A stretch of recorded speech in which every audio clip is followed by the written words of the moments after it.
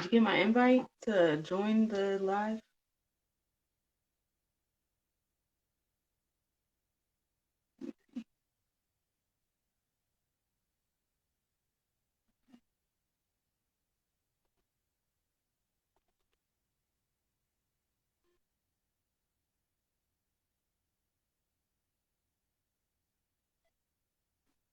Okay. Put at the phone. What's up? How One are second. you? I'm Okay. good.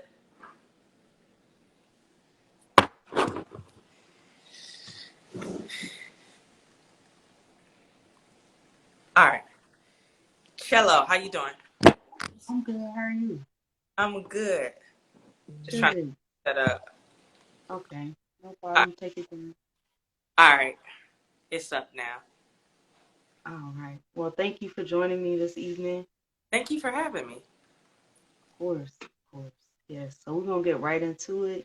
Thank you. I'm gonna take this whole hour here. So first, you got anything to drink tonight? Yeah, I got some Pacific fruit sweet apple. Sweet pineapple. What you Okay. That sounds good. I just got some green tea. You see? This is supposed to be wine. know, I'm just keeping it light. Okay. What you painting? I don't know yet. I never know what I'm gonna paint. I Until never know. Yeah, get on it. Well, that's cool. I can't wait to see like the finished product. yeah. Thanks. Are you gonna be painting or drawing with us too? Nah, I'm just gonna be here. I'm just gonna be here with you, Okay. That's fine too. just drinking. That's perfectly fine. Okay. Well, Drew, tell us all about you and your amazing organization, Enjoy. Yes, so I came up with the idea for Enjoy last in November 2022, 2020 actually. I was at the coffee shop doing some homework and I had knew that I wanted to start something, a Mhm. nonprofit, and so I was just in the stages of what is that going to look like, and then I was in the stage of what is the name going to be, and so Mhm. I was doing a extra credit assignment, and the teacher said, what did she say? She was like, "Oh, here's some extra credit. I hope you enjoy your summer break. Enjoy." And I was like, "That's it. That's what I want to name it." And so I knew that I wanted to switch the E for an I because I feel like life should be lived in joy. So that's where the I comes in. Yeah. And so I came up with it, and then I just started nurturing it. I just started thinking, what is this going to look like? What do I want to stand for? What are we going to do? And so that takes a lot. Like starting something from scratch really takes a lot. And so for 2 years, Mhm. that many people about it. I probably told about like 3 or 4 people about it because I was Mhm. just protective over it. And you know, when you have an idea, people can be throw a lot of opinions out, or I just wasn't in a space where Mhm. I wanted a lot of opinions because it was like a baby to me, and so I just wanted to be protective of it and just like watch it grow like organically. Okay. Well, good. I'm glad you were able to do that and get your vision out into the world because, yeah, it is really hard, especially when you tell the wrong people about your vision. Things Whew. can definitely go in a different Yeah, direction. So I'm glad you were yeah, able to do that. and then especially when like it's new and like you yourself are like having doubts, when you bring in other people's Mhm. doubts too, it's just like it just causes too much noise and too much confusion. And so even now, like I'll have an idea and I'll keep who I tell limited because I just don't want that noise, honestly. Right. Yeah, definitely. I agree. I feel like my husband always tell me like there can't be too many cooks in the kitchen. Like Mm, definitely you gotta keep all that stuff separate. Maybe sometimes you only tell yourself about what's happening or the yeah, plans you got. for a So, while. For a while, I just kind of keep it to myself, and then too, I always have like a million and three ideas. And so, if I was to me too. my friends with everything that's on my mind. And so I'll journal about it or I'll pray about it and then see. Mm, Because when you have these ideas sometimes too, like you'll have the idea, but that doesn't mean it's the season for that idea too. mm, Because you have an idea doesn't mean that next month is when you have to execute it. And so I had to learn that as well, is that the day that you get the idea isn't the day that you have to like execute the idea. Sometimes like you'll get an idea that's not meant for like 3 years from now. But yeah. just about that and just sitting in it for a while, just sitting on it. I can be really impulsive sometimes, now get an idea and be Mhm. like, get super invested and be like, this not even the right time for this. Sometimes it's hard to balance with that, but we're going to talk about that throughout our talk. So, yes, let's get into our interview. We're going to be talking about suicide prevention tonight and more about your organization. Cool. So, can you tell me what is considered a suicide person? Like, what would I look for? Yeah, so I think what we've learned over the past couple of years is that it doesn't have a specific look. As Mm-hmm. celebrities complete suicide. And so during this live, you'll hear me say, you won't hear me say commit suicide because that's like the language around commit will make it seem like suicide crime, like you commit a crime and suicide isn't a crime. And so like during this you'll hear me say complete suicide a lot. Mm-hmm. That complete suicide look like everyday people. They don't have a specific look, but there are risk factors that make some people more prone to it. As Mm-hmm. well. So, if you have someone that is experiencing grief or someone who is experiencing loneliness, those thoughts and loneliness and isolation will drive you into a depression and then make these thoughts come as well. And so, Mm-hmm. I will always say check on everybody, honestly, because you never know what anybody is going through. I see that quote, they'd be like, check on your strong friends, like check on everybody, because the strong, the weak friends, anybody can be going through a depression or can be going through a hard time and it won't show physically in their appearance, but that doesn't mean that they aren't struggling on the inside. The internal battles are like the hardest to fight because you can't see them. So Right. yeah, it is Mm-hmm. fortunate that you can better empathize with someone who has a physical disability. If you see someone on that's handicapped, or if you see someone in a wheelchair, Mm-hmm. to them because you can physically see, okay, there's something wrong. But when we're Mm-hmm. health issues, you can't see the internal battles that people face on a daily or struggle with on a daily. And so, just checking in, being kind is one thing that I will say as well. You don't know what people are going through. So, and words can hurt very bad. So, um, Yeah. everybody. Definitely. I heard you say there's some risk factors. Are there higher risk factors in certain Yeah. So there demographics or? Yeah, so one is like women that are experiencing postpartum depression. They are Hmm. higher risk for suicide. Some of the top three most vulnerable groups are the LGBT community is a very vulnerable. Mm, Veterans is a very vulnerable group in the military. Minorities, these are just all groups that are super vulnerable to suicide as well. So, like I said, and that just shows you that that can be anybody. Like that just shows you the mhm. um, Yeah. how large the spectrum is of who's affected by this. Wow. Yeah.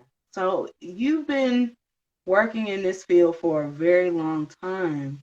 Yeah. So with I learned one of your jobs was actually with the suicide hotline. Like, can you tell us more about that? Was there ever a time where you talked to someone that maybe you thought, whoa, I can't help this person? Like, what did you do?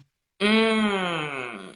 So outside of just the suicide hotline, I've worked on a few different crisis hotlines, and so Okay. when I first in about 2020 is when I first got my first job on the crisis hotline. And so Mm-hmm. I remember like being 1 month in, like this is a lot. I Mm-hmm. one of my first counseling jobs. And so I was just super empathetic. Like I was just feeling everything. Anytime somebody would call, I would just want to see Mm, somebody. And so I felt mm, getting super burnt out very early. And I remember calling my dad saying, Dad, this is a lot. Like I hate that I can't help everybody. And he was telling me that there is a boundary that you have in this. And so moving mhm, I told myself anytime I would go before work, I would pray and I would say that God, I can only do what I can do. And I'm going to do the best that I can do for each case that I have, for everybody that I deal with. But what mhm, happens is it because of something that I said or did? But yeah, so really you can't blame yourself in these situations. You just have to mhm. just try the best that you can and just encourage them the best that you can and really not blame yourself, I would say, for whatever happens. Yeah. Yeah. So, did it take you a long time to learn that? Because me, I have a degree, the same degree as you in human services, and then but studio art instead of um, children, a focus in children. Mm-hmm. But it's a lot. Like it's a lot to. I tried to work in the mental health field for the first 4 years after I graduated from college, and I was like, nah, I Out. just want to paint and help people in this way. So what keeps you balanced though? Like, how do you just Phew. what makes you keep going when you don't want to help people anymore? Like, And so I'll say, so I went to school to be a therapist. And so mhm, I was very intentional about getting experience. I was so excited when I started really getting into my counseling classes. And I told myself, I want to use these skills that I'm learning. I was taking a group dynamics class that teaches you how to facilitate a group. Whether that be a substance abuse group, whatever kind of group. And so I was like, I'm ready to use these skills. And so I started volunteering and I started doing facilitating groups at a detention center. And I was like, okay, I like this. And so I just started getting a lot more experience. I became a behavioral coach for kids with like emotional um, need, like dysfunction and trauma. And that was a very different experience. That was very different. And then I became a crisis counselor. And I think that was like the pivotal part in my career. And I was only 21. So just to say that like that most pivotal part when I'm just 21 was interesting. Also taught me that I didn't want to be a therapist. And so I'm glad that I experienced before I graduated. I probably had 2 more years to not that I knew that I didn't want to be a therapist anymore. This isn't the way that I want to help people. And so my role at the crisis counseling job was a crisis intervention specialist. And so, yeah, I learned that I didn't want to do intervention. I wanted to be a part of the prevention. So I was working survivors of domestic violence and sexual assault. And so it's one thing when they get to that point. So once they've experienced sexual assault or once they've experienced domestic violence, then we come and intervene. But the more experience I got, the more that I learned that I want to be a part of the solution, but not once it gets to intervention. I want to do prevention. So helping children learn these skills. I feel like when we grew up, we didn't learn how to deal with hard emotions, or we didn't learn language to deal with certain things. So I became super, that's why I majored in children's rights.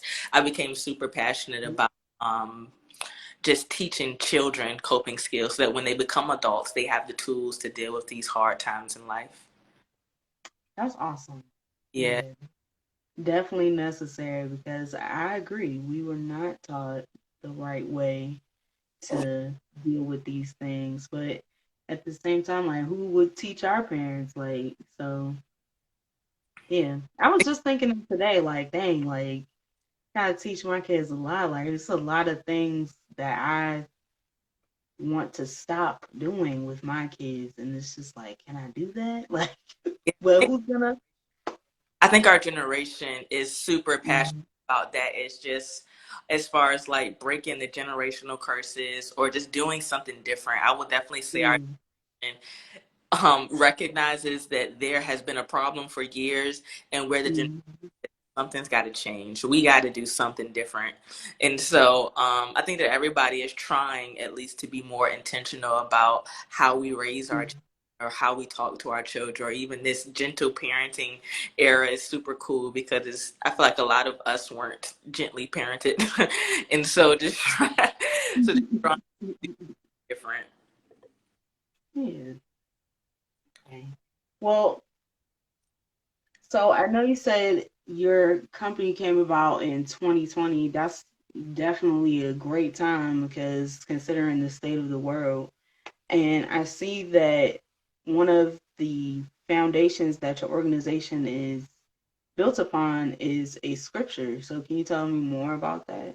Yeah, so when I came up with Enjoy in 2020, I just had the name. I didn't have much of a foundation. And so um, Hmm. I came up with the idea for Enjoy in 2020, but I didn't like introduce Enjoy to the world until 2022. And like I said, I was just nurturing it, trying to figure out what it was about.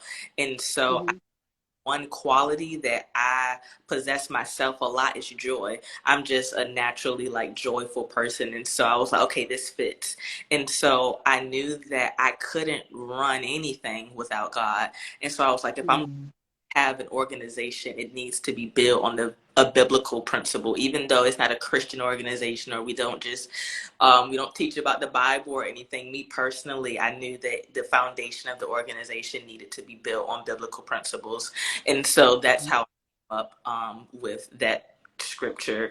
Consider it pure joy, my brothers and sisters, whenever you face troubles of any kind, that it is testing of your faith, because it's true for everybody, whether you believe in God or you don't. Like, we all face Hmm. trials of many kind, and so to have joy in these trials, and to know that any trial that we deal with is building our faith, our perseverance, and all of the above. Yeah, that's really cool. Yeah, I like how you were able to pull that from a scripture because growing up, I grew up in a Christian household, and anytime we would talk about mental health, first of all, it wasn't mental health. Like, it was that person's a nut, or we don't talk about that. Yeah, we don't talk about that cousin. We just don't talk about it. So, or if you were to take your life or some nature of that, like you're complete damnation. Like that's not happening. So do you think that religion has kept certain ethnic groups from talking about things like this? Oh, for sure. I think personally in the Black community and the Christian community that we do, I just spoke about this last Thursday, but one thing that we do press, we won't talk about the things that we are going through, or we just aren't completely honest, because there's this Mm-hmm. stigma that being a Christian means that you have a perfect life. I don't know where that came from, because there's nobody that life. But and so we want to portray this idea of perfect. And so to be perfect, you can't go through stuff. You have to fake it till you make it, or put on a smile, or just make it seem Mm-hmm. all together. And I think that we do that because we don't want people to see God in a certain way. We want people to think that being a Christian or believing in God means that you don't have any troubles, that God is always coming through. But that's not Mm-hmm. it. Being a believer just means that when you are facing trouble, that you're going to another source for help. Not that you don't Mm-hmm. trouble at all. And so I do think that we haven't done a good job. Even mental health just became like a topic of conversation within the last 10 years. This wasn't something that people was talking about. Well, Yeah, definitely not. I didn't know anything about depression in middle school. Like, now these kids, Mm-hmm. which like these middle schoolers and high schoolers have that language that they overuse sometimes, a lot of times, but that's can be Right. another podcast. And anxiety and that. But like, people always, Hmm. the memes that say, "Oh, depress them dishes." Like,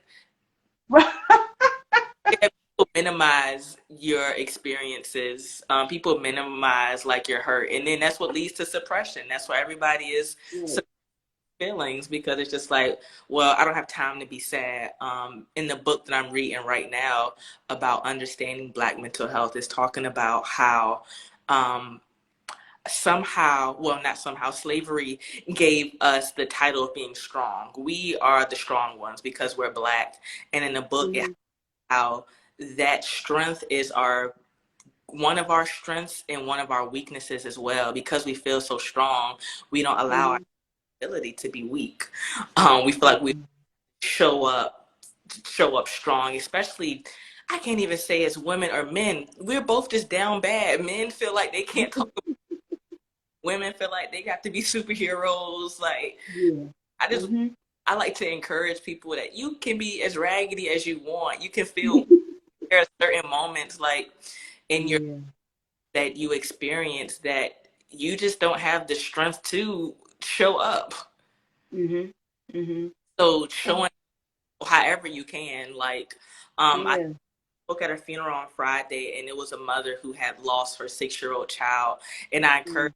I said, this is not the time for you to even try to be strong. I'm not going to tell you to be strong because you shouldn't have to be strong.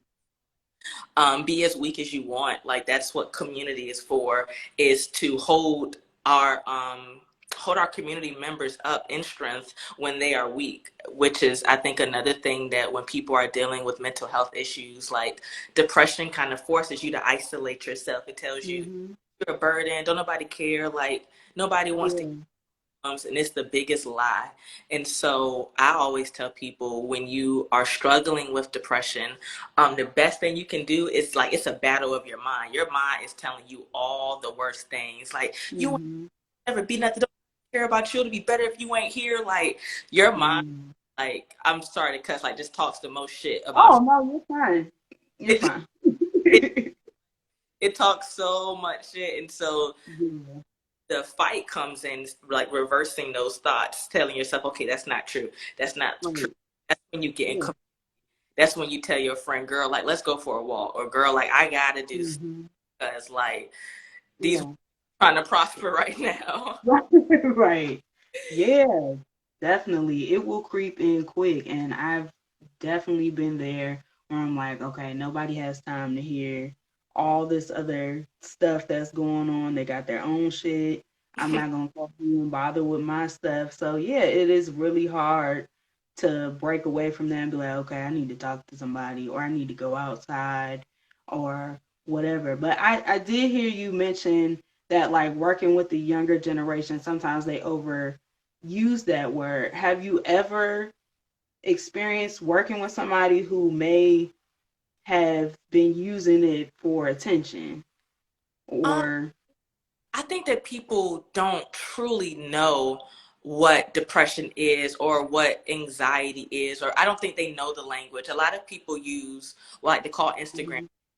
And so people will see a post and relate to it on Instagram. And like, the post on Instagram will be like signs of depression. And then as soon as they see the one Yeah. that's appetite, they'll be like, yep, that's me. I'm depressed. Right. But that's not how Right. Wonderful. Right. yeah, that's not how that works.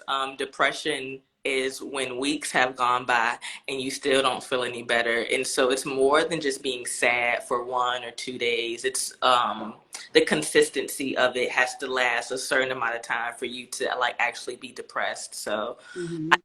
people know the language, but they don't know what I think people will feel certain things and will just immediately label it I'm depressed, but it's not that easy. Like not in Mm. people's feelings, but um depression is just more than just being sad for a day Yeah. or 2 days. Depression affects your ability, your brain's ability to do what it normally does. And so if you're feeling depressed, sometimes it's hard to take a shower. Sometimes it is hard to just muster up the strength to be like, in your head, okay, I've been in this bed for 2 days, like I need to get up, Right. but you have that in you, or even to eat. It's hard. And Mhm. so able to recognize, okay, something's not right. I think that's the first thing that we have to do when we are feeling something that's off, is to realize something is not right. Like I'm eating more than usual, Mhm. or I'm not eating as much as usual, or I'm sleeping a little bit too much, or I'm not sleeping as much, or I don't have as much patience as I normally have, or I'm not showing up as I normally do. First, you have to recognize that something is off. And then after that, after the recognition, after you recognize, it's like, okay, now we got to do something about this now. Like something got to change. Hmm.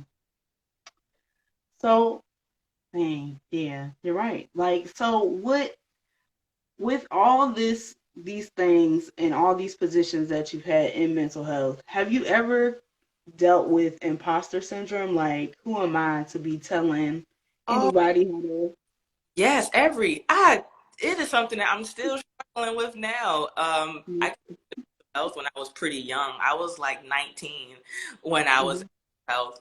And so the first thing that I struggled with was my age. I remember hmm to me, I would rather go to a 35-year-old counselor than go to a 25. I'm like, damn, I'm not even 25. I'm only 19. So you really me. I've had clients that I've walked into hmm the room and they gave me the stankest face and they didn't talk to me at first, or they told me, oh, like, um y'all got some high schooler in here trying to talk to me, or oh, I don't want to talk to her. Like, I've had a teenager tell me after the session was over, like, I had plans to throw a chair at you. I'm like, oh my goodness, like, yeah, very ratchet. um yeah, but so it was hard. And so I think that it was intentional. When I got my first real counseling job, I was working on a hmm crisis hotline. And so on a crisis hotline, they can't see you. And so I was picking up the phones. And so I think that built my confidence, because these people don't know who they're talking to. They don't know how old I am. Right. All they know is that my name is Drew and I'm here to help you. And so I think that that built my confidence in counseling, because they didn't have the aspect of seeing who I was. And so Okay. yeah, I was really grateful for that experience. And then I started to counsel more in person. And so hmm my confidence started to get better, but I still struggle with it sometimes. A lot of times, actually, especially when you think of how far you've come. It's just like, I wonder, do people still see me in a certain light? Or I wonder if people think about that time that I was in the lunchroom standing on top of the table, like just doing just, Yeah. yeah. So it always, Right. we're always like in our heads about, like, I can have really bad social media anxiety sometimes. Like when I'm making a post or I post something about mental health, like I delete the app like a couple minutes later because I'm just like, Yeah. Yeah. yes, Yeah. it's something that I definitely still not even kinda, it's a everyday battle for me, but that's what every battle you have to fight. So I'm fighting every day to like fight imposter syndrome. Definitely. Yeah, me too. Because I always be like, well, and even with this, like, I'm really happy that I get to do this podcast and meet different people and talk to different people and things like that. But I'll be like, dang, like, who am I to be talking to whoever about this and that? Like, I only have a degree in human services. Like, I only know this. I like, yeah, you're right. Like, you're ready enough right now. Just keep going. Yeah. Definitely. I think like imposter syndrome mixed with a little bit of procrastination, like a lot of Oh yeah. keep us back, or just keep us, we'll look at somebody Mhm. that's doing the same thing as us and then think about how they're doing it better or how they're doing it different.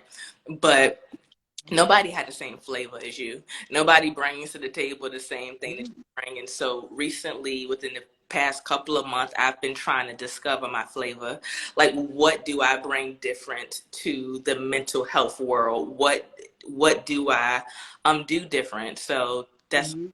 I'm trying to figure out myself. Okay.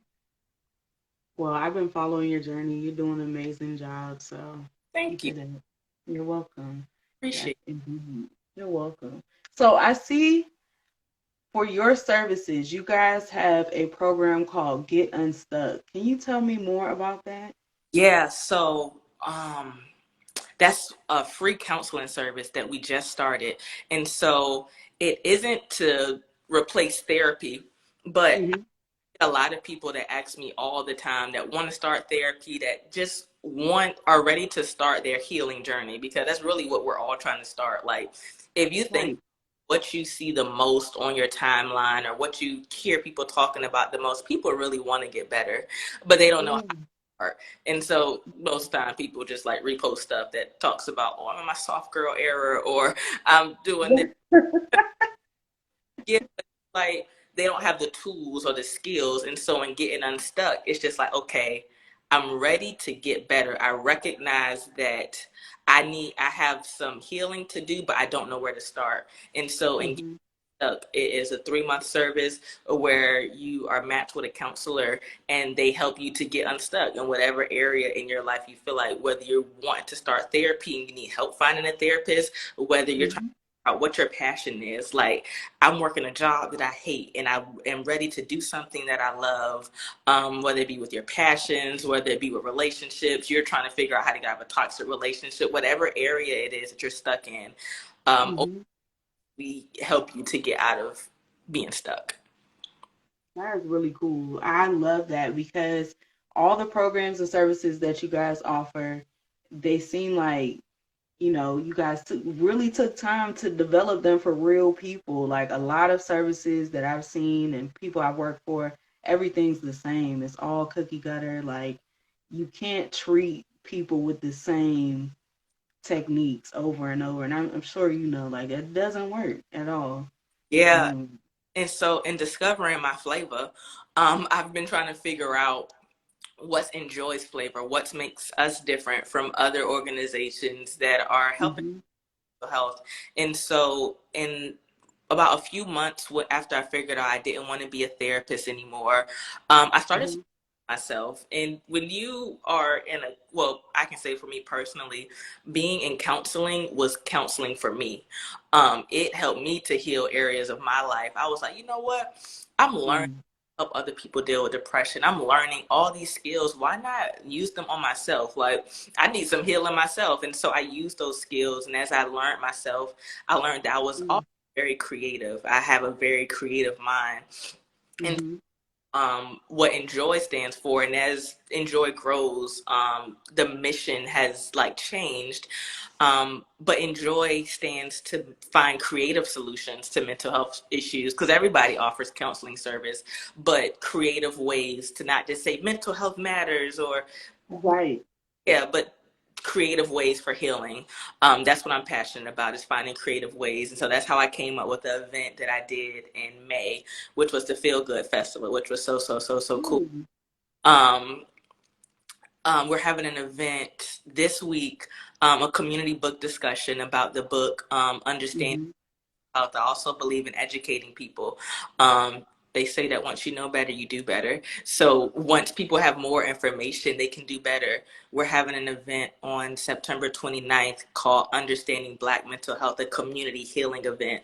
And so mhm, people coming together, figuring out, how did we get here? How did we get to the place where we're the ones experiencing all these traumas? We are, in my community, and specifically, we've dealt with a lot of grief and a lot of loss and a lot of tragedy. mhm. And so we could use some healing. I'm sorry, listen. Yeah, we could use some healing. And so giving us the tools, Black people, the tools to thrive and not just survive. I feel like we've been in survival mode for years, and Yeah. I'm kind of sick of just surviving. Like, I want to be in a community that thrives. I want to be in a community that is emotionally well. I think that's what I'm most Mhm, about, is people being like emotionally well, because when you're emotionally well, you can think straight. And when you can think straight, you can do a lot of things better. You can parent better, mhm, job. You might want to go work out once you can just be in a better headspace. So I think that everything starts in the mind, and once you can like get your mind together, like other areas mhm. thrive. Yeah, I definitely agree. Yeah, that's so awesome. And I'm going to put, when I repost this, I'm going to put the information about Drew's organization and the events they have coming up. It's pretty awesome. So you guys got to check it out. And Thank we got some comments that you guys enjoy has really helped out. So yes, that's really that. awesome. Definitely. So what I want to know, when Oh, someone calls into the crisis hotline, mm-hmm. what is the process for follow up? Because I've always wondered, like, okay, and I know this is gonna sound just extreme, but this is how I think. It's terrible. It's either one or the other. Like, I just think like, okay, you call this place, you tell them like I'm thinking about, hurting myself or completing suicide. What's the follow up process like? They come get you, they're locking you up. Like, what's going on? What happens? Yeah, so um, I used to work on an actual hotline where I was picking up the phone, but now it's a chat line. And Oh, so, okay. yeah, so that's normally how I'm greeted when someone comes in. It's normally, I want to kill myself or I'm about to kill myself. And then I say, Hmm. "True. Nice to meet you." And then just the de escalation of it, because the truth of the matter is that people that are contemplating suicide, they don't really want to die. They just don't have the tools and don't have the skills, and they don't know how to get past these overwhelming feelings. Like, that's the truth. So I always tell them once we get to a certain part of the conversation that I'm really proud of you for reaching out because you want help.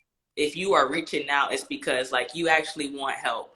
And so if you want help, I'm here to give you help. And so it's just getting to the root of what made you reach out, what's giving you these suicidal thoughts, and then just working through. Hmm. I think as a counselor, the biggest thing that I've learned is that what may seem small to me may seem big to. So Hmm. I've had somebody to reach out that was suicidal because they couldn't understand time travel, and that to me was not a big deal, but to them it was. And so treating everybody like this is a crisis for you, and so this is a, Hmm. I'm going to treat it like a crisis. And I think that has been like the biggest shift in that I've had to learn as a counselor. But it's just de-escalation. One of my specialty is crisis. Like, I have a very calm temperament, so I feel like I thrive in crisis because it's easy for me to help calm people down, to help people organize their thoughts. Like, really, people thoughts are very just like jumbled up, and they don't know how to organize them. And so getting them Hmm. space of like, you're good, like now let's talk this through. And so I'm blessed to be able to do that whenever I'm in a situation where I'm able to de-escalate someone down from wanting to complete suicide. I think of it as an honor to be able to be there for them in one of the toughest moments of their life, in a moment where they thought they didn't want to be here anymore, to be able to Hmm. sit with them through that. I think it's like one of the biggest honors. It's definitely can be a lot sometimes, but it's Yeah. also humbling too. Wow. Yeah, and I like that you put it like that. Like, it's an honor to be able to do that because that's a huge blessing to be able to even talk to people. So many people can't even talk to people. So yeah, Yeah. that's very, very important. Have you ever have you ever had the desire to complete suicide yourself? Like, what kept you from, if so, Yeah. what kept you from that? Thankfully, I've never had those desires or had those thoughts myself. I've been in some really tough situations, but never have like contemplated suicide. But it doesn't make me not empathetic to those who have. And so I'm able to like empathize with those, even though I've never been in that space. And I think that people who have never been in the space of having suicidal thoughts or having suicidal ideations, they can't understand how someone may be able to get there. And I tell them that you should be thankful that you've never been in that space, because that's a tough space Mm-hmm. where you just don't want to be here anymore. And so Mm-hmm. can do for Yeah. people can't understand is just to sit with them through it. It's just to say, I may not be able to understand this, but I want you to be here. I want you to stay. I can't empathize what you're going through, but I know Mm-hmm. that your life matters, and that if you weren't here, like a lot of people would be affected, and that you should stay. Yeah. Dang. Is there any, has there been a time where, well, is there like a most memorable client that you've ever had, or just, Hmm. Hmm. I think one of the coolest things about being a counselor is hearing people's stories. And so I have heard hundreds of stories. There is a client that I had that was super memorable. This was when I was a crisis counselor working with survivors of domestic violence and sexual assault, and Mm-hmm. she was about 30. She had an intellectual disability, and she had just been raped, and so I was there with her as she was getting the exam done for getting raped, and so because she was 30, but development Mm-hmm. about 15, no, probably like 10 or 15, and so Mm-hmm. certain things that she just couldn't understand. So when the doctor was asking her like about her vagina, she didn't understand what a vagina was. And so while that was one of the hardest, it was also one of the most humblest moments I ever had, and one of the biggest honors to be able to be there with her in that moment too, because she has like she doesn't understand that what was done to her was wrong. So being able to explain things to her or just break things down to her was super humbling. She was also she was a virgin before this happened, and so when she had to get the exam done, so when you're raped or sexually assaulted, you get an exam done that's kind of similar to a pap smear, and so her being the first time that she have ever had any penetration there, so um, Mm-hmm. yeah, Gosh. when she had to get the exam done, it was a lot. And I remember that I held her hand through it, and she had Mm-hmm. my arm too. And after it was all over, I had the biggest bruise on my arm because she was like squeezing. I was losing circulation in my arm. You know, Dang. it was still an honor. Like I left there that night full. Just to be able to be there with her in that moment was just like that was the most memorable client I've ever had. Okay. Has so you've been doing this a long time. So Mhm. have you ever come into contact or have you ever had the misfortune of working with a organization that abuses their power or that's like unethical towards Thankfully, anyone? thankfully, I haven't. That's good. Yeah, thankfully I have. We all work jobs that organizations better or just a raggedy. A lot of these jobs are just straight up raggedy. Yeah.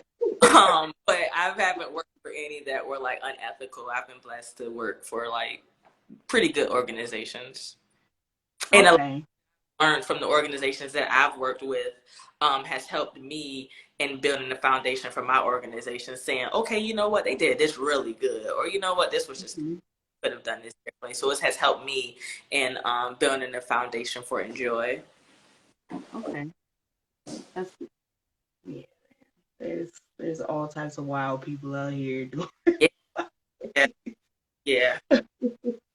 So I seen on your site and I've been reading up as well. 800,000 people completing suicide. Is that just within the United States or yearly or what? Like, It's yearly and it's within the United States. That's a big number. I don't think people really understand. yeah. Yeah, and it unfortunately has risen because of COVID. I know here Mm, this year I faced like a lot of death this year, and when we were at one mhm, the funerals that I went to, the funeral service, the funeral home said that this is the most business they've ever had, and that mhm. have died from COVID and suicide. Like those have been like the top two things that people have died from over the past 3 years. And I was just like, that is so unfortunate that Yeah. that this world is a place that people don't want to live in anymore.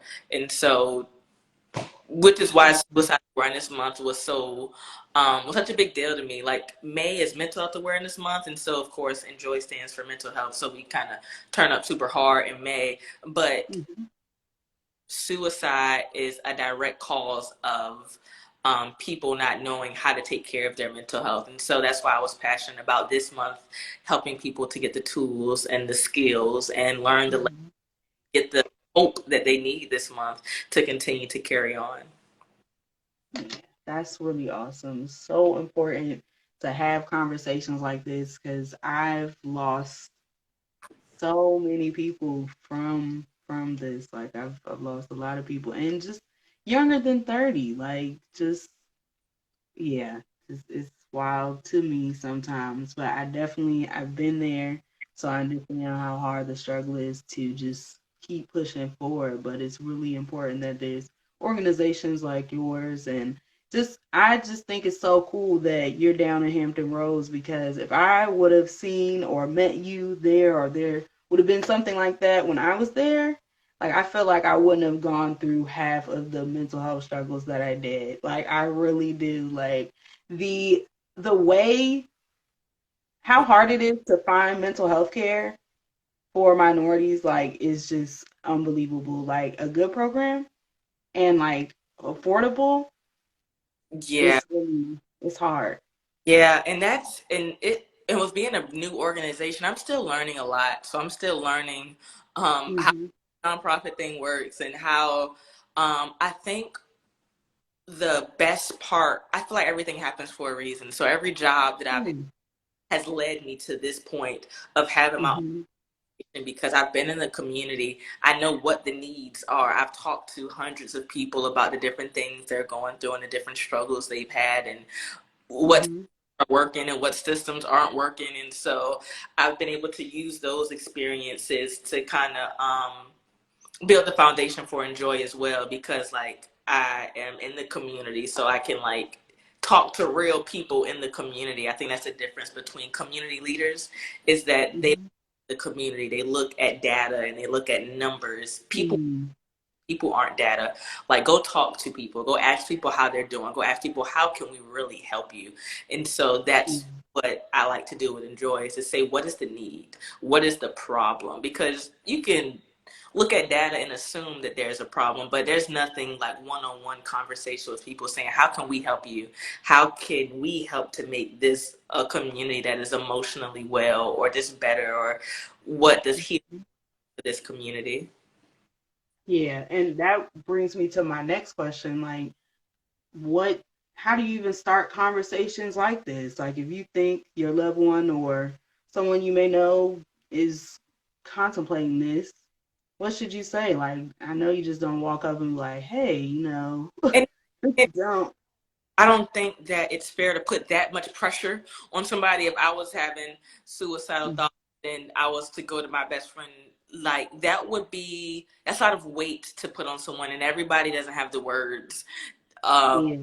to tell people. So I encourage people to seek professional help, reach out to numbers like the suicide hotline or talk to a therapist because that's what they are there for. Like your friends are there for support, but your friends can only get you but so far. They aren't professionals. And even me being a professional in the mental health field, you would be surprised I actually don't give advice to my friends. Like I tell them to go seek professional help yourself because Mm. that can help you. Like they are equipped to deal with your trauma. Your friends aren't equipped to deal with your trauma. So I Yeah. think honest about what you're going through and saying that I'm having a hard time right now. If you are in a space where you and your friends have created that space to just be sad, to be not just to be happy and go to brunch and stuff all the time, but to also sit in those moments of sadness or sit in those moments Mhm. confusion to say I'm having a really hard time right now or I don't know what I'm doing or I'm feeling stuck, like I need to do something. The first thing I always do is talk about therapy, like therapy can help this. Mhm. um, or yeah, just like I feel like once you recognize a problem and then it takes action. So people stop at recognizing that this is an issue. Like they'll see a post or they'll hear something that they resonate with and be like, you know what, I do got daddy issues. And then that's where but then it's just like those daddy issues gonna need some work. And so people don't do the work to deal with those problems. And so Mhm. Hmm. just proactive about starting the healing process or being proactive about doing the work. Yeah, I like that because you can read a million books, go to a million people, look at a bunch of YouTubes, whatever. If you're not willing to do the work, nothing's gonna work at all. Yeah, It doesn't. I tell people therapy works if you work it. You can't just show up to therapy either. It takes some work. There are Mhm. times where my therapist has read me for filth and you probably not gonna like what I'm about to say right now. I'm just like, just tell me. And so, because then it involves you doing the work. And sometimes people are in a space where they're ready to hear the truth because the truth hurts. The truth means that you have some work to do, and people don't like the fact that they aren't perfect, or people don't like Mm-hmm. that they don't have it all figured out. And so being humble enough to come to the place to say, I'm not perfect, I got some issues, I've dealt with some things in life, and now I need some help. There's nothing wrong with needing help. I had a mentee one time that I was encouraging to go to therapy, and she was like real standoffish towards it. And so we had a really good talk one night. And this was like a super like moment in my mentoring life. She turned to me and she was like, Miss Drew, do you think I need help? And I was like, we all need help, honestly. And there's nothing wrong with that. And then that day she told me that she was ready to start therapy. And so like that was just super dope. Yeah, I that's feel like good. the coolest things that I can do in the world is to um, lead people to God and lead people to therapy. I feel like those are just two of the like the coolest things that I could ever do. Yeah, definitely. Because both of them, that in turn, you found out more about you. So how can that not be good? So I think that's awesome. Yeah. Definitely. Yeah. So this was amazing. Thank you so much for doing this. Thank I you. only have like a few more questions, and then I gotta let you go. But I'm going to let you name my piece as well before I go. Okay. But I want to know, or there's a quote by Nami that says, "Suicide is often an attempt to control deep, painful emotions and thoughts." And you spoke on this, so do you agree with that quote? And to what extent? Can you read it one more time? Yes. Suicide is often an attempt to control deep, painful emotions and thoughts. Yeah. I truly believe in that. Whether we want to acknowledge it or not, there's a control freak in all of us. There is a person Mm-hmm. who wants to control every situation, everything that happens, and so I feel like that's when we feel the most lost. Is that when we don't feel in control of a situation, or we feel like that we've lost control, and so Yeah. people that are suicidal, that's what they feel like, they've lost control, that I don't have any other options and this is the last thing that I can do. Like this is within my control. Like I can't control anything else, but I can control now. Mm-hmm. And so Yeah. that's how they choose that option. But I also want to encourage people. I think there's a stigma that is out there that people that complete suicide are weak and that people that complete suicide are selfish. And it's so confusing and it's so degrading to hear people say things like that because psychologically there is a alarm that goes off in your head that doesn't let you hurt yourself. If I was to put my hand on the stove right now, there is something Mm-hmm. go off in my mind that says get your hand off of that because your body isn't designed to hurt itself. And so, and for people that complete suicide, I read in a book that people that take their own lives are brave. It takes strength to be able to hurt yourself. And so Mm-hmm. stigma that there it's a weakness, it is the hardest thing in the world to be able to end your own life. And so I think it's meeting people with criticism, we should just meet them with sympathy. We should meet them with kindness. We should meet them with resources. Like we have to meet them where they're at and just encourage them to stay. Not Wow. help them. That's really all you're doing when you're telling somebody it's selfish. It's a big guilt trip. Not to guilt trip, to just encourage them that their life matters. Yeah. And that brings me to another one of my questions. Like, what are the different um myths about suicide? And you talked about one of the biggest ones, like that people that do that are selfish. Like when I'm in that mode, it's honestly, I've had a obsession with death since I was an unhealthy obsession with death since I was younger because of the people around me and things like that, the things they were going through. So I was always worried about those things. Mm-hmm. So it's like you said, if I can control that, I don't have to worry about anything else. Mm-hmm. So just what are there any other myths or any other tips you could give us to just stay clear of Yeah, I think thinking those things? language is important. Words matter. I always tell people that I hate the quote that sticks and stones may break my bones, but words may never hurt me. Words hurt bad. Words are Mhm. that a lot of people want to complete suicide. Words are the thing we talked about earlier.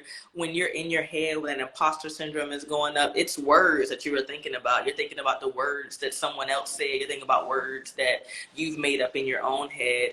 And so we have to be careful of the words that we tell to people. One is that people Mm-hmm. complete suicide are going to hell. People that commit complete suicide are selfish. They're weak. Or Mm-hmm. say, "Oh, don't do it. Your kids need you." But that's not a good thing to say either, because what if your kids are the reason that you don't want to be here anymore? What if your kids are the Mm-hmm. like that you aren't enough?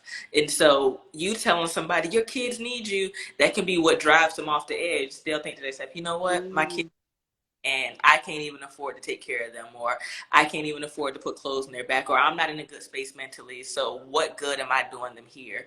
And so Mm-hmm. really being to encourage people to seek professional help, because people do it with good intentions, but it doesn't always end up helping. So Yeah, I totally agree. Definitely tell them to seek professional help because it can be a lot, and we don't know the right words to say. I seen a meme today that was it was funny, but it wasn't. It was like a little stick figure, and the person was saying, "Well, what if all the bad things you went through helped you be the person that you are today?" And they were like, "Well, I don't want to be the person that I am today. I want to be mentally stable." Like, and that's that's real. Like I don't want to think about that stuff. Like, so don't tell me that.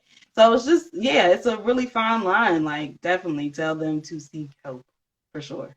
or even the stuff like it's gonna be okay, or you'll get through it, or Right, yeah. God, Don't tell me that. that doesn't help anybody. Yeah, definitely not. Oh man, yes. So this was again amazing. Is there anything that you would like to say before you name my piece and we head out for the evening? No, thank you for having me. Oh, you're so welcome. I appreciate you following. I appreciate you even doing the research on Enjoy, or just like all the information that you knew about Enjoy, like while we were on this conversation. That's super dope. So that people are actually looking. Oh my God, that's so cute. Um, oh my Yeah, goodness, man. I like Thank it. you. I want to come Thank up. you. I'm trying to think of something super deep. I just need a second. Thank you. But yeah, your organization, like I said, I'm not bullshitting or anything like that. If I had an organization like that around when I was in Hampton Roads, that would have been awesome. It definitely would have helped me out in my mental health journey. So I really think it's great. And again, I'm going to tag all your information in the bottom when I repost this because it's really amazing what you guys are doing. Mm, mm. So what do you call this? Uh, I don't know. Off the top of my head, I just want to say like, life's a mess. Yeah. Okay. I That's like what it'll be called. life's. Life's a mess. I like that. I like it too. Yes. All right, cool. All right, well, thank you so much, Miss Drew. Thank Thank you so much, everybody, for joining us. And tune in next time. If you guys want to join the conversation, please feel free. Again, I'm going to post all of Drew's information and all the amazing things she's doing. And until next time, peace, love, and paint. See y'all later. Bye.